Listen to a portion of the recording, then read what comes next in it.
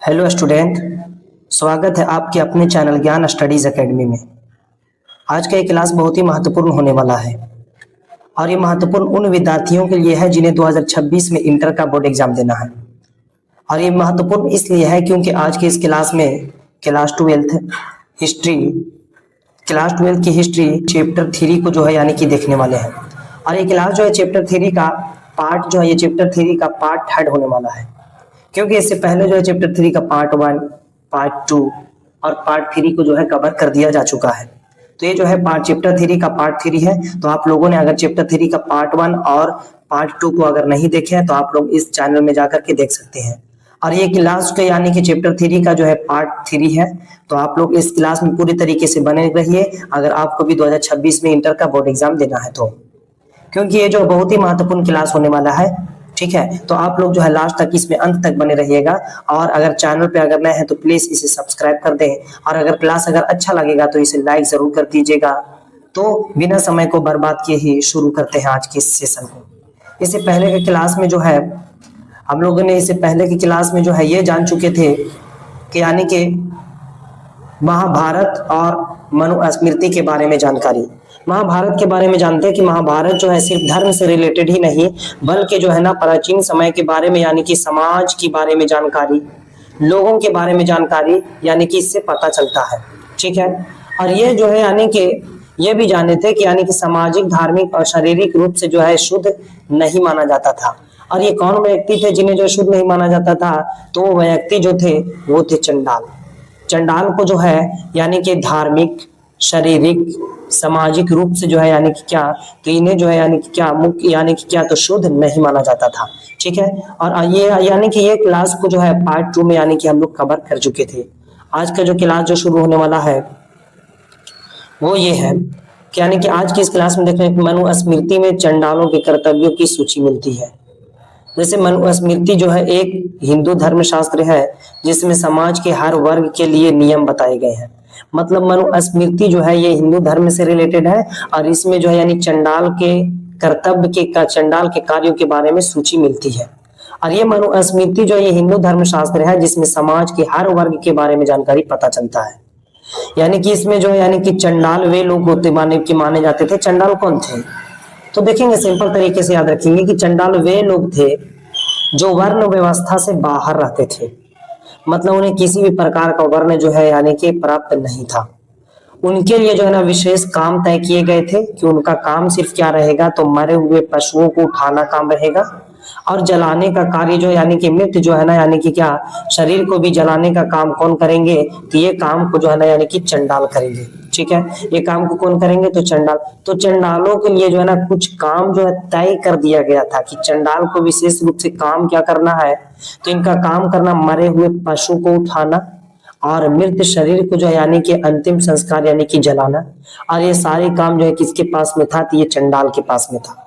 इसलिए चंडाल को जो है ना यानी कि चंडाल को शूद्र से भी ज्यादा जो है नीचा समझा जाता था। ठीक है, इसमें जो है ना वर्ण को यानी कि 4 भाग में बांटा गया था। 4 भाग में प्रथम यानी जो थे वो थे ब्राह्मण, दूसरा जो थे वो थे यानी कि कौन, तो दूसरे जो थे वे थे क्षत्रिय। दूसरे कौन थे? तो दूसरे थे क्षत्रिय। तीसरा जो थे वे थे वैश्य और चौथा जो थे वो चौथा यानी कि शूद्र थे। ठीक है, तो इस तरीके से जो है ना चंडालों को किसी भी प्रकार का जो है यानी कि अधिकार प्राप्त नहीं था। उनके लिए कुछ कार्य को जो है तय कर दिया गया था और वो चंडाल ही कर सकते थे। इसलिए जो है ना चंडाल को बहुत ही क्या, तो यानी कि नीचा समझा जाता था। ये मनुस्मृति के यानी कि अनुसार पैतृक जायदाद का बंटवारा भी हुआ करता था। ये मनुस्मृति में पता चलता है इस बात के बारे में दोस्तों। इस बात के बारे में जो है मनुस्मृति में पता चलता है कि मनुस्मृति के अनुसार पैतृक जायदाद का बंटवारा, जैसे कि जब जो है ना माता पिता की मृत्यु हो जाती थी तब जो है ना सभी बेटों में संपत्ति बराबर भाग में बांट दिया जाता था। लेकिन सबसे बड़े बेटे को जो है ना यानी कि बड़े अधिकार यानी कि उसे हुआ करता था, उसे हिस्सा जो है ना ज्यादा मिला करता था।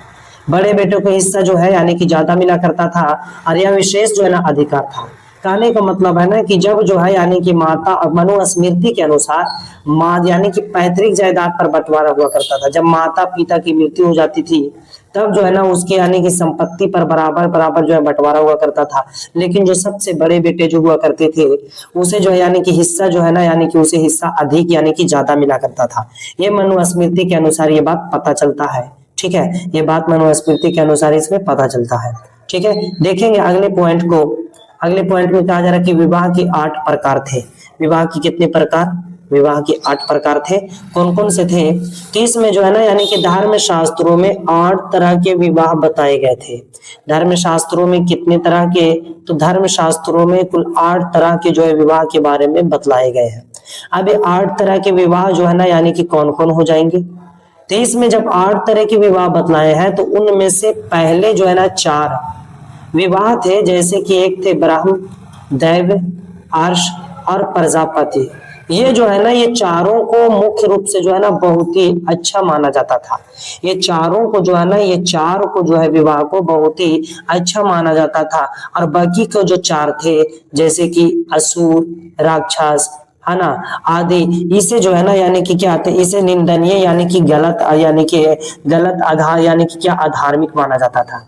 तो कहने का मतलब है कि धर्म शास्त्रों में कितने यानी कि विवाह का उल्लेख मिलता है? तो 8। कितने? 8। कौन कौन से 8 हो जाएंगे? तो इनमें से यानी कि कौन कौन से 8 होंगे? तो ब्राह्मण, दैव, आर्ष, प्रजापति, असुर, राक्षस आदि जो है यानी कि ये जो है यानी कि 8 थे। अब इनमें से जो है ना यानी कि 4 को जो है ना बहुत ही महत्वपूर्ण जो है यानी कि क्या 4 को जो है ना बहुत ही महत्वपूर्ण माना जाता था। कितने को महत्वपूर्ण माना जाता था? तो महत्वपूर्ण जो है ना ये 4 को माना जाता था। तो 4 कौन कौन से थे जो कि महत्वपूर्ण थे? तो ब्राह्मण, दैव, है ना, और आर्ष और प्रजापति, ये चारों जो है ना बहुत ही अच्छा माना जाता था। लेकिन बाकी के 4 को जो है ना यानी कि अधार्मिक माना जाता था, इसे गलत माना जाता था। ठीक है, तो याद रखें धर्म शास्त्रों में कितने प्रकार के विवाह को उल्लेख मिलता है? तो 8 प्रकार। कितने प्रकार? 8 प्रकार। ठीक है, उम्मीद है कि आप लोगों को समझ में आया होगा। अगर समझ में आ रहा है तो प्लीज चैनल को यानी कि सब्सक्राइब कर दें और प्लस यानी कि इसे जो है ना इस जो है वीडियो को यानी कि लाइक कर दें। ठीक है, तो बढ़ते हैं अगले पॉइंट। अगला पॉइंट में कहा जा रहा है कि जाति और वर्ण का अंतर। ये एक जाति और एक क्या है? वर्ण। ये जाति और वर्ण में अंतर क्या है? ये जाति क्या होता है? ये वर्ण क्या होता है? इसमें और इसमें क्या क्या अंतर है? तो वर्ण क्या होता है ये पहले समझते हैं। वर्ण जो है केवल 4 थे। वर्ण कितने थे दोस्तों? 4। एक थे ब्राह्मण, दूसरा क्षत्रिय, तीसरा वैश्य और चौथा शूद्र। ये जो है यानी कि वर्ण कितने थे? तो वर्ण थे 4। वर्ण कितने थे? वर्ण थे 4। कौन कौन थे? ब्राह्मण, क्षत्रिय, वैश्य और शूद्र। और जाति जो थे, ये जाति क्या थे? तो जाति जन्म पर आधारित थी। जाति किस पर आधारित थी? जन्म पर आधारित थी। जन्म पर आधारित क्या थी? जाति। इनकी जो है ना कोई भी निश्चित संख्या नहीं थी। जाति की निश्चित संख्या नहीं थी। तो किसकी संख्या निश्चित नहीं थी? तो याद रखेंगे कि जाति की निश्चित संख्या न थी। जाति की निश्चित संख्या नहीं थी। ठीक है, लेकिन वर्ण की निश्चित संख्या थी। कितनी? तो वर्ण की जो है ना निश्चित संख्या थी। कितनी थी भाई? तो 4 थी। कितने? 4। ठीक है, केवल 4। ब्राह्मण, क्षत्रिय, वैश्य और शूद्र। लेकिन जाति की निश्चित संख्या 9। जाति की निश्चित संख्या नहीं थी। ठीक है, जाति की निश्चित संख्या नहीं थी। ठीक है, ये जो है ना इनकी कोई निश्चित संख्या नहीं थी। जबकि ब्राह्मणी समाज नए लोगों से टकराया, जैसे कि निषाद जो है ना सुवर्णकार, उन्हें जो है ना वर्णों में फिट करना मुश्किल हुआ था। ठीक है, वर्णों में फिट करना मुश्किल हुआ था। इसलिए जो है ना यानी कि नई जातियों में बांट दिया गया। नई जातियों में इसे क्या किया गया? तो बांट दिया गया। कहने का मतलब है ना कि वर्ण में जो है ना इसे रखा जाता था। तो वर्ण में रखने के लिए जो है क्योंकि जाति की तो निश्चित संख्या नहीं थी, लेकिन ब्राह्मणी समाज में नए लोगों से टकराना पड़ता था। जैसे कि निषाद जो है ना निषाद और सुवर्णकार, उन्हें जो है ना यानी कि वर्णों में फिट करना बहुत ही मुश्किल हो रहा था और इसलिए नई जातियों में बांट दिया गया। नई जातियों में क्या किया गया दोस्तों? तो नई जातियों में इसे बांट दिया गया। उम्मीद है कि समझ में आया होगा। बढ़ते अगले पॉइंट की ओर। अगला पॉइंट है बौद्ध धर्म की जो है ना आलोचना। ये जो है ना बौद्ध धर्म जो है ये बौद्ध धर्म है क्या? और ये बौद्ध धर्म जो है ना ये आखिरकार होता क्या है? तो ये बौद्ध धर्म जो है, ये बौद्ध धर्म जो है, इनके जो है ना संस्थापक जो थे, ये संस्थापक जो है ना इनके यानी कि कौन थे, तो इनके संस्थापक थे महात्मा बुद्ध। कौन थे संस्थापक, तो इनके संस्थापक जो थे वो थे महात्मा बुद्ध। संस्थापक कौन थे दोस्तों, तो संस्थापक थे महात्मा बुद्ध। कौन थे संस्थापक, संस्थापक थे कौन, तो संस्थापक थे महात्मा बुद्ध। याद रखेंगे बौद्ध धर्म के संस्थापक महात्मा बुद्ध थे, ठीक है। और ये जो है ना बौद्ध धर्म जो है, ये बौद्ध धर्म को यानी कि महात्मा बुद्ध को ज्ञान की प्राप्ति जो है कहाँ हुई थी, तो महात्मा बुद्ध को ज्ञान की प्राप्ति जो है ये यानी कि बुद्ध गया में कहाँ हुआ था, तो ये जो है ना बुद्ध गया, कहाँ, बुद्ध गया। और बोध गया ये कहाँ है, तो बोध गया यानी कि बिहार। बोध गया कहाँ, बोध गया बिहार में, यानी कि बोध गया में जो है ना यानी कि कहाँ पे, तो बोध गया में बोधि, बोध गया में बोधि, बोधि वृक्ष के जो है यानी कि नीचे, बोधि वृक्ष के नीचे जो है यानी कि क्या, तो बोधि वृक्ष के नीचे जो है, किस वृक्ष के नीचे, तो यहाँ पास में जो है यानी कि इन्हें जो है बोधि वृक्ष के नीचे जो है ना महात्मा बुद्ध को ज्ञान की प्राप्ति हुई थी। महात्मा बुद्ध के यानी कि वेरी वेरी भी ऑब्जेक्टिव प्रश्न यहाँ से बनता है दोस्तों, यानी कि महात्मा बुद्ध को जो है ना बचपन का क्या नाम था, तो बचपन का नाम क्या याद रखेंगे, बचपन का नाम था सिद्धार्थ। बचपन का नाम क्या था, तो बचपन का नाम था सिद्धार्थ। और ये एग्जाम में बार बार पूछे जाने वाले प्रश्न है। अगर पूछा जाए कि महात्मा बुद्ध के बचपन का नाम, तो बोले महात्मा बुद्ध के बचपन का नाम था सिद्धार्थ। क्या नाम था, महात्मा बुद्ध के बचपन का नाम था सिद्धार्थ। और महात्मा बुद्ध के जो है ना एक पुत्र भी थे, एक पुत्र थे जिनका नाम क्या था, तो महात्मा बुद्ध के एक पुत्र का नाम था राहुल। क्या नाम था, राहुल। महात्मा बुद्ध को ज्ञान की प्राप्ति कहाँ हुई थी, तो महात्मा बुद्ध को ज्ञान की प्राप्ति हुई थी बोध गया में। कहाँ हुई थी, बोध गया में। कहाँ पास में, तो बोधि वृक्ष के नीचे। कहाँ हुआ था, बोधि वृक्ष के नीचे महात्मा बुद्ध। बौद्ध धर्म के संस्थापक कौन है, बोलेंगे कि बौद्ध धर्म के संस्थापक थे महात्मा बुद्ध। कौन थे, महात्मा बुद्ध। बौद्ध धर्म के संस्थापक महात्मा बुद्ध। तो याद रहेगा बौद्ध धर्म के संस्थापक महात्मा बुद्ध। बौद्ध धर्म के बचपन, महात्मा बुद्ध के बचपन का नाम क्या था, सिद्धार्थ था। क्या नाम था, सिद्धार्थ था। तो याद रखिए महात्मा बुद्ध के बचपन का नाम सिद्धार्थ। महात्मा बुद्ध के ज्ञान की प्राप्ति बोध गया। कहाँ पास है, बोधि वृक्ष के नीचे। महात्मा बुद्ध के पुत्र का नाम क्या था, तो राहुल। तो याद रखेंगे इस बात को, सब याद, उम्मीद है कि समझ में आया होगा। प्रारंभिक बौद्ध धर्म ने वर्ण व्यवस्था की आलोचना की। उन्हें जो है ना माना कि समाज में भेद है, यानी कि प्रारंभिक बौद्ध धर्म में जो है ना वर्ण व्यवस्था की जो है ना आलोचना की, और उन्होंने कहा कि ये समाज में जो है ना बहुत ज्यादा भेद है, लेकिन यह जो है ना यानी कि नैसर्गिक जन्म से और अस्थायी हमेशा रहने वाले नहीं है। बुद्ध ने जन्म के आधार पर सामान्य प्रतिष्ठा को अस्वीकार किया। कहने का मतलब है कि वैसे अस्वीकार यानी कि ऐसे प्रतिष्ठा जो बनी थी जिससे लोग यानी कि खुश नहीं थे, उसे जो है ना यानी कि अस्वीकार किया, उसे खत्म किया। और इन्होंने बताया कि ये जो है ना हमेशा रहने वाला नहीं है, इसलिए उसे हटा करके जो है ना इसे सही कर दिया गया। ठीक है, उम्मीद है कि समझ में आया होगा। बढ़ते अगले पॉइंट की ओर। अगला पॉइंट है दोस्तों, अगला पॉइंट में कहा जा रहा है कि नगरों का प्रभाव। जब नए नगर बसे तो समाज जटिल हुआ, लोग मिले, है ना, लोग मिले, विचार का आदान प्रदान हुआ। इससे पुराने नियमों और विशेषों पर जो है ना सवाल उठने लगा। कहने का मतलब है ना कि यानी कि नए नगरों का जो है ना प्रभाव, नए नगरों का प्रभाव कहने का मतलब है कि जब नए जो है ना नगर बसे, तो अब जाहिर सी बात है कि नगर जब बसेंगे तो वहां पास में समाज होगा, और समाज में जो यानी कि लोग जुटेंगे, तो यानी कि लोग जो है ना आपस में फिर मिलेंगे। तो लोग जो है ना जब आपस में जो है यानी कि एक से अधिक लोग जो है यानी कि क्या, तो लोग जो है ना आपस में यानी कि क्या होंगे, लोग जो है ना आपस में बहुत सारे लोग जो है यानी कि लोग मिलेंगे। और लोग मिलने के बाद सबके बाद जो है ना एक बात में यानी कि क्या प्रकट होगा, और विचार जो है ना आदान प्रदान होगा।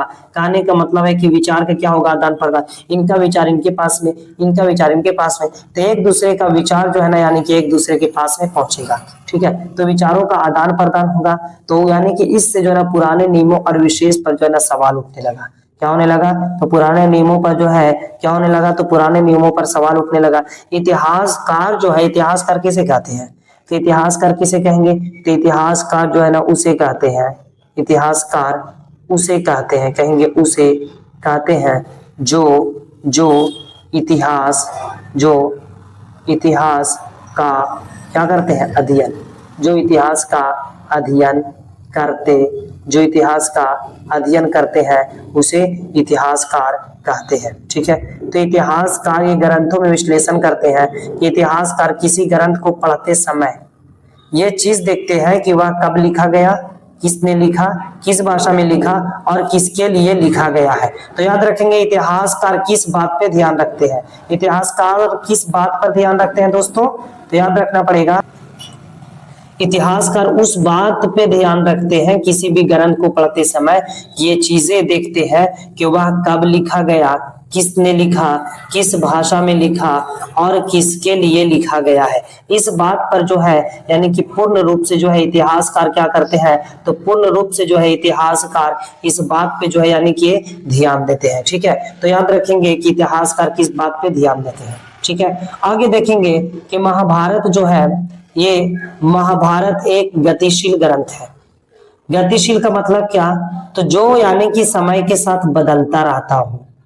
याद रखेंगे गतिशील कौन होता है, गतिशील कौन सा ग्रंथ है, वो गतिशील जो है ना ये महाभारत है। महाभारत कौन सी ग्रंथ, गतिशील ग्रंथ। गतिशील का मतलब क्या होता है, तो गतिशील का मतलब हो जाएगा कि वो ग्रंथ जो कि समय के साथ बदलता रहता हो, समय के साथ बदलता रहता हो, गतिशील ग्रंथ होगा। महाभारत में विभिन्न भाषा में बदलाव हुए। महाभारत में क्या क्या चीजें बदलाव हुए हैं दोस्तों, तो महाभारत में जो है ना इसमें महाभारत में भाषा में बदलाव देखने को मिला। किसमें बदलाव, भाषा में बदलाव देखने को मिला। और किसमें बदलाव देखने को मिला, तो यानी कि भाषा के साथ साथ अलग क्षेत्रों की कहानियां जोड़ी गई इसमें।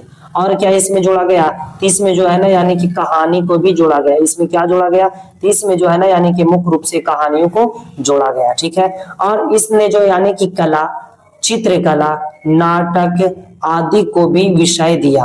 कहने का मतलब है ना कि ये महाभारत जो होता है ये गतिशील ग्रंथ है।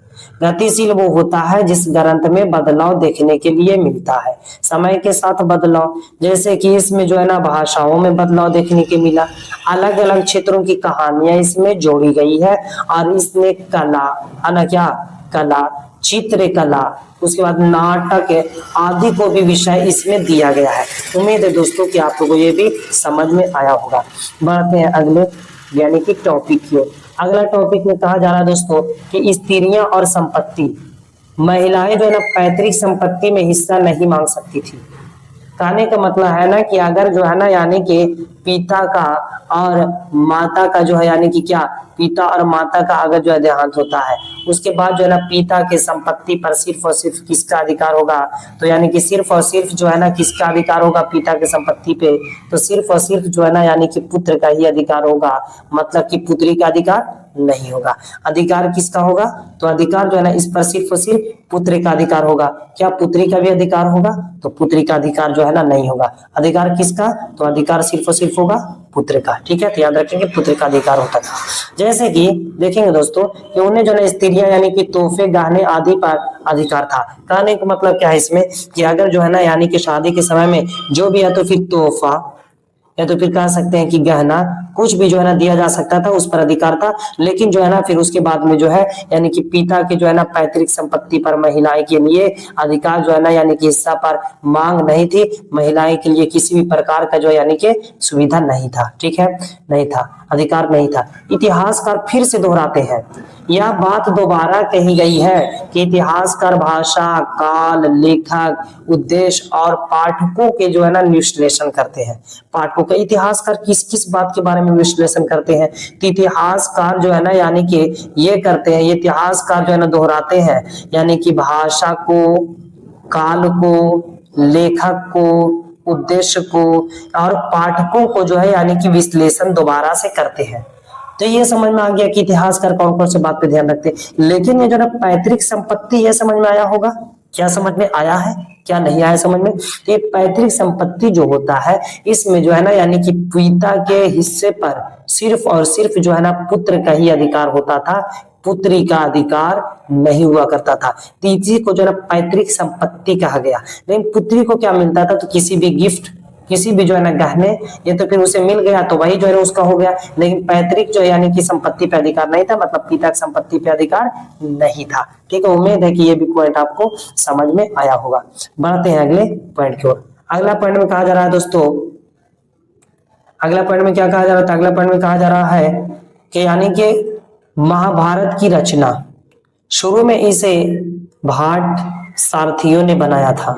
ये जो है ना महाभारत की रचना शुरू में किसने किए थे, तो महाभारत की रचना शुरू में इसे भाट सारथियों ने बनाया था, जो कि योद्धाओं की कविताएं गाते थे।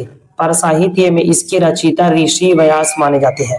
ठीक है, तो याद रखेंगे कि यानी कि याद रखना इस बात को कि यानी कि जो है ना इसे शुरू में किसने रचना किया था, तो शुरू में जो है ना इसे सारथियों ने बनाया था, भाट सारथियों ने। किसने किसने बनाया था, तो इसे भाट सारथियों ने बनाया था। लेकिन वो क्या करते थे, तो भाट सारथी जो है ना योद्धाओं के कविता गाते थे, योद्धाओं के कविता गाते थे। लेकिन जो है ना यानी कि यहाँ पास मेन टॉपिक, यहाँ पास प्रश्न बन रहा कि जो महाभारत है, ये महाभारत के रचयिता कौन है, तो महाभारत के जो है यानी कि रचयिता कौन है, तो महर्षि वेद व्यास। कौन है, महर्षि यानी कि कौन है रचयिता, महर्षि जो है यानी कि कौन थे, वेद व्यास। कौन है, वेद व्यास। रचयिता कौन है, महर्षि वेद व्यास है ना। किसके रचयिता वेद व्यास है, तो यानी कि महाभारत का, महाभारत के रचयिता, महाभारत के रचयिता यानी कि व्यास। व्यास बोलने का मतलब वेद व्यास। कौन है, वेद व्यास। वेद व्यास किसके रचयिता, महाभारत का। तो याद रखेंगे एग्जाम में पूछे जाने वाला प्रश्न बीबीआई ऑब्जेक्टिव एग्जाम में पूछा जाएगा, महाभारत के रचयिता किसने, बोलेंगे वेद व्यास। किसने, वेद व्यास ने किया है। ठीक है, द्रौपदी की विवाह सबसे सबसे जो है ना पेचीदा, सबसे पेचीदा अगर कुछ थी तो द्रौपदी के विवाह थी, क्योंकि द्रौपदी के जो है ना बहुपति प्रथा थी। ये जो है ना द्रौपदी बहुपति प्रथा क्या, तो एक महिला के अना एक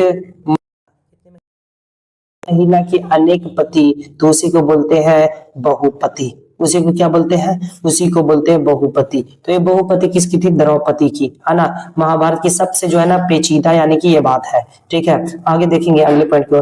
कहानी है कि द्रौपदी का 5 पांडवों से विवाह हुआ था। कितने पांडवों से, 5 पांडवों से। कहने का मतलब है ना कि जबकि इन्हें जो है यानी कि पांडव जो है यानी कि जब ये द्रौपदी को जब जीत करके जब घर लेकर के आए, तो घर लाने के बाद वो अपने माँ से यानी कि कहते हैं यानी कि माँ देखिए हम क्या लेकर के आए हैं। तो उसके बाद उसकी माँ यानी कि ये जवाब देती है कि जो भी है जैसी भी है, तुम लोग जो है ना पांचों भाई उसे आपस में यानी पांचों भाई उसे आपस में बराबर बराबर बांट लो। इसलिए जो है ना द्रौपदी से इन पांचों को जो है विवाह की यानी कि करते हैं। बहुपति प्रथा यही थी। स्त्री कई पति का जो है यानी कि पति के साथ जो है यानी क्या शादी किया करती थी, वही बहुपति प्रथा। और यह यानी कि इसका जो है उदाहरण यानी लेखक किसी धार्मिक या तो फिर सामाजिक कारण से समझा यानी कि समझाने की कोशिश करते हैं लेखक, है ना। इसे धार्मिक और सामाजिक तरीके से लेखक इसे समझाने का यानी कि कारणों से ये समझाने का प्रयास करते हैं। ठीक है, उम्मीद है कि ये समझ में आया होगा। बढ़ता अगले पॉइंट की ओर, और अंतिम पॉइंट है ये चैप्टर 3 का। ठीक है, चैप्टर 3 महाभारत जैसे ग्रंथ सिर्फ जो है ये धार्मिक नहीं है, बल्कि वे हमें प्राचीन भारत के समाज की सोच, विवाह व्यवस्था, जातियों की स्थिति और बदलते समाज के बारे में गहरी जानकारी देते हैं। मुख्य रूप से जो है ना ये बात यानी कि बतलाया क्या गया है इस पॉइंट में, तो ध्यान से समझिएगा आप लोग।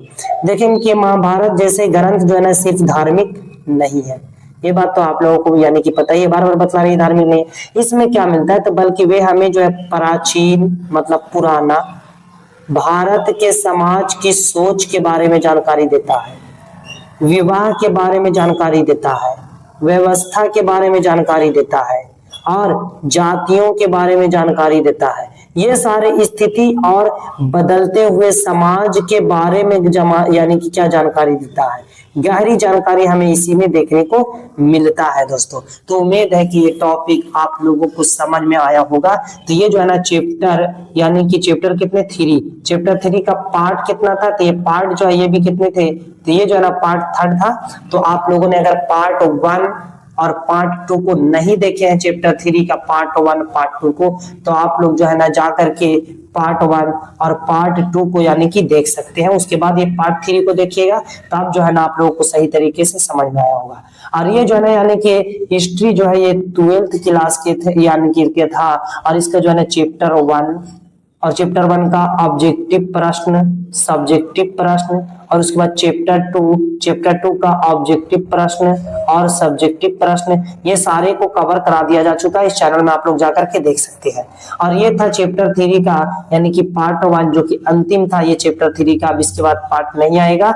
और ये जो है ना आप लोग पार्ट 1 और 2 को आप लोग जाकर के देख लीजिए, उसके बाद 3 को देखिए, सही तरीके से पूरे चैप्टर समझ में आ जाएंगे। और इसके बाद जो है ना अगले क्लास में इस जो है ना यानी कि कितने, तो इस जो है चैप्टर 3 का यानी कि VBI ऑब्जेक्टिव जो है MCQ प्रश्न को लेकर के आएंगे, है ना। VBI ऑब्जेक्टिव प्रश्न जो है चैप्टर 3 का लेकर के अगली क्लास में आने वाले हैं। तो इसलिए जो है यानी कि चैनल को आप लोग यानी कि क्या करें, चैनल को आप लोग सब्सक्राइब जल्द से जल्द जो है ना इसे सब्सक्राइब कर दे, चैनल को जल्द से जल्द सब्सक्राइब कर दे, ताकि जो है ना अगले क्लास जैसे ही चैप्टर 3 का जो है VBI ऑब्जेक्टिव प्रश्न आए तो आपके पास नोटिफिकेशन पहुंचे और आप लोग जो है ना 2026 में एग्जाम दे तो आप लोगों को ये बहुत ही ज्यादा मदद करे, ठीक है। तो इसलिए ये जो है इंपॉर्टेंट है सब्सक्राइब करना, तो सब्सक्राइब आप लोग जरूर कर दे। क्लास कैसा लगा तो आप लोग इसे लाइक कर दे। और मैं आप लोगों को एक बात बतलाते चलो कि आप लोगों को जो है ना ये सारे PDF को अगर लेना है तो आपको जो है ना ये बिल्कुल ही जो है मुफ्त में ही आपको ये PDF यानी कि प्रोवाइड जो है यानी कि करा दिया जाएगा, आप लोगों को ये दे दिया जाएगा, ठीक है। आप लोगों को ये जो है बिल्कुल मुफ्त में ही PDF यानी कि दे दिया जाएगा। तो आप लोगों को करना क्या है, तो इसके लिए आप लोगों को ये करना है कि एक नंबर बतलाते हैं, इस पे आप लोगों को जो है ना यानी कि क्या, तो व्हाट्सएप मैसेज करना है और कौन सा सब्जेक्ट का यानी PDF चाहिए, कौन सा यानी कि उसे जो है बतला लिख करके भेज दीजिए, तो आप लोग को जो है यानी कि PDF जो है ना बिल्कुल फ्री में ही मिल जाएंगे। नंबर ये है 99347967, उसके बाद 99, ये नंबर पे जो है आप लोग कॉल करें, ये व्हाट्सएप में SMS करें, तो आप लोगों को जो है ये बिल्कुल ही जो है यानी कि मुफ्त में ही PDF दे दिए जाएंगे। तो आप लोग इसका स्क्रीनशॉट अगर लेना चाहते हैं तो ले लीजिए। मिलते हैं अगले क्लास में इस चैप्टर 3 का VBI ऑब्जेक्टिव प्रश्न के साथ, तब तक के लिए बाय बाय।